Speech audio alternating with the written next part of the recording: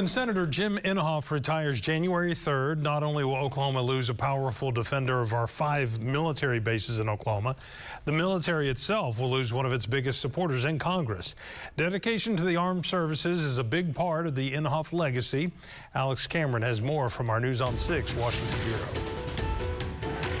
As a former chair and current ranking member of the Senate Armed Services Committee, Senator Inhofe takes tremendous pride in the fact that Congress has passed a Defense Authorization Act for 61 consecutive years. That's because it's the most important bill Congress will be doing all year. Maybe I'm biased, but I think this is the most important bill of the year. Senator Inhofe's belief that the most important bill of the year is the one that authorizes defense spending goes back, he says, to World War II, America's emergence as the preeminent military power and our leaders' commitment to remain so.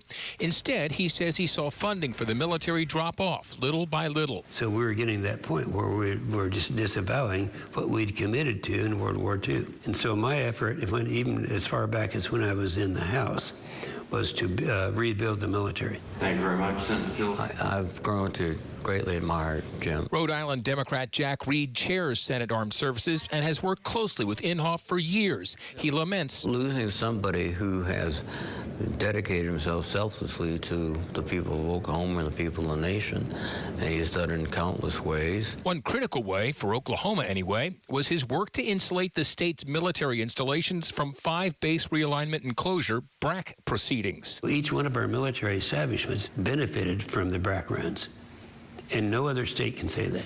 Inhofe says he'll stay involved on the periphery, but worries what will happen after he leaves January 3rd. Someone has to be an advocate, and I'm not sure who that is right now. But before that happens, there's still one more NDAA to pass, number 62 in a row.